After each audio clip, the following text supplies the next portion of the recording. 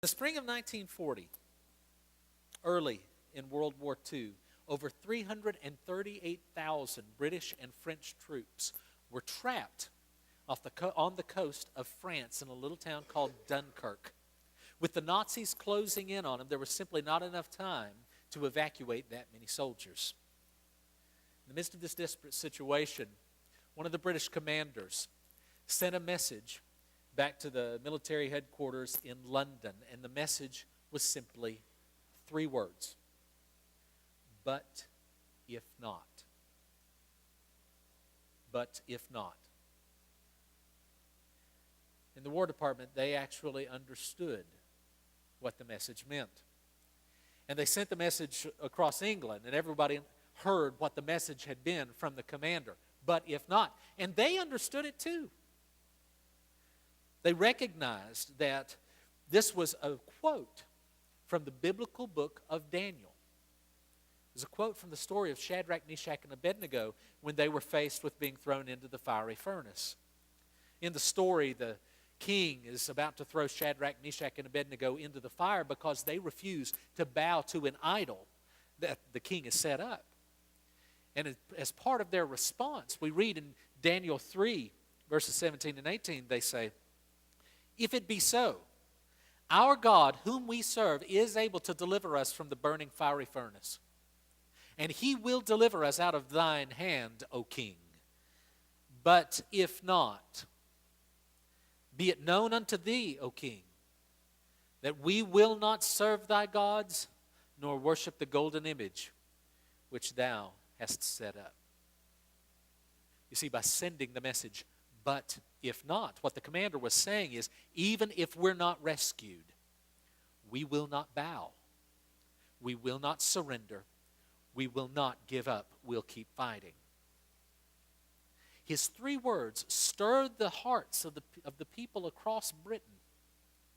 And at the request of Winston Churchill, many of them used their own private boats or their work boats, their commercial vessels, and they joined in with the military to help with the evacuation. Over 900 boats came together, both military and private vessels, and they were able to evacuate the soldiers in time. Churchill referred to it as a miracle of deliverance.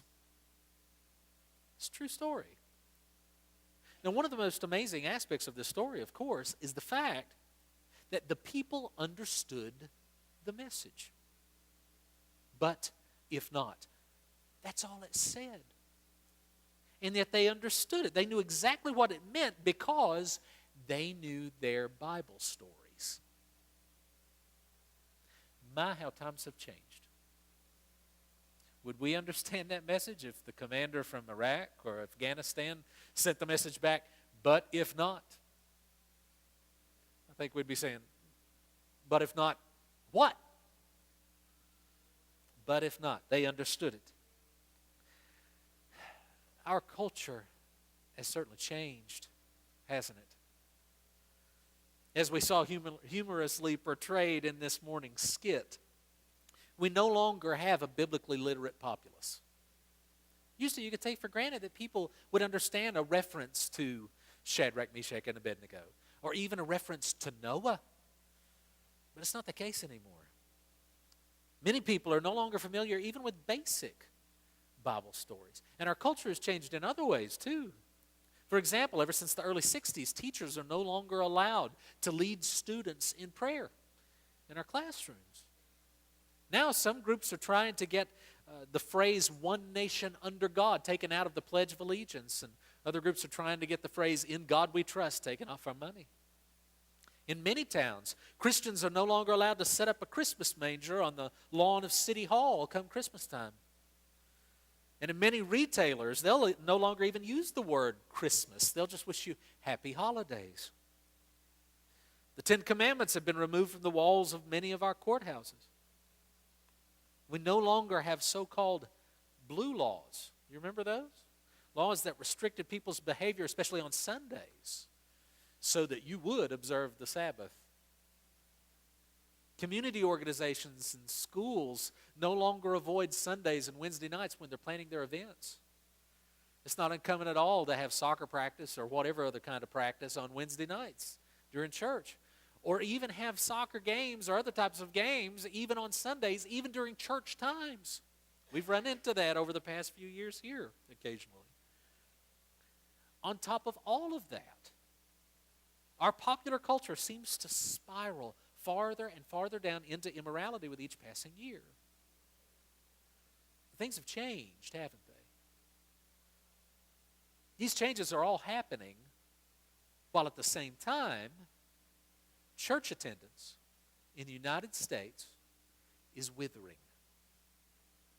The statistics that I'm about to share with you come from a book by a fellow named David Olson. The title of the book is The American Church in Crisis. It's an excellent book. It's a sobering book. One of the things he points out is that every year since 1939, the Gallup polling organization has found that around 40% of Americans say they attend church.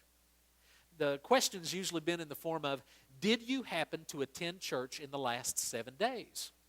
And for the last 70 years, very consistently, with very little variation, they found every year about 40% of Americans will say yes to that question. Yes, I've attended church in the past 7 days. So, for years it's just been assumed, well, of course, 40% of Americans are in church on any given Sunday, 40% of Americans are there.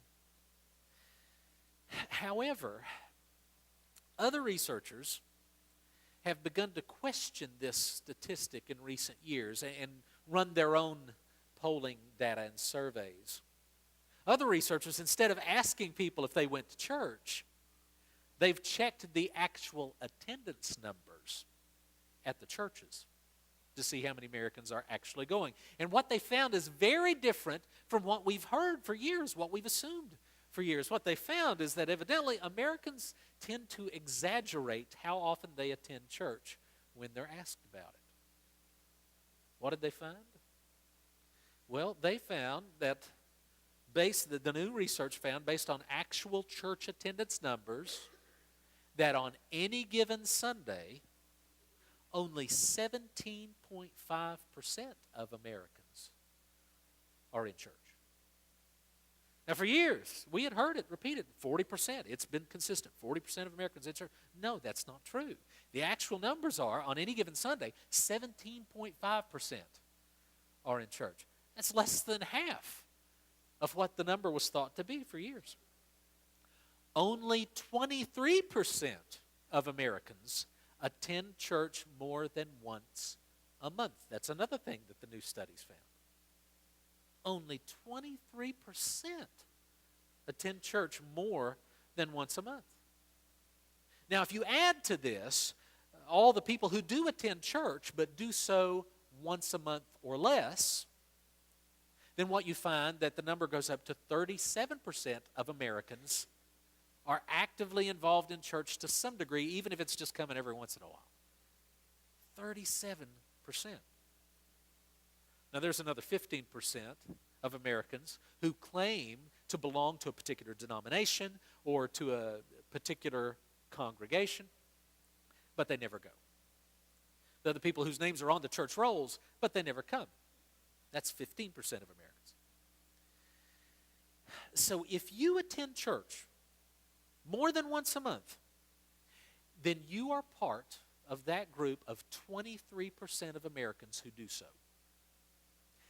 That means that if you attend church more than once a month, you are doing something that 77% of Americans do not do. Now think about that for a second. If you attend church more than once a month, you're doing something that sets you apart from 77%, the vast majority of Americans. Those of us who are regularly involved in the life of the church are definitely, without question, in the minority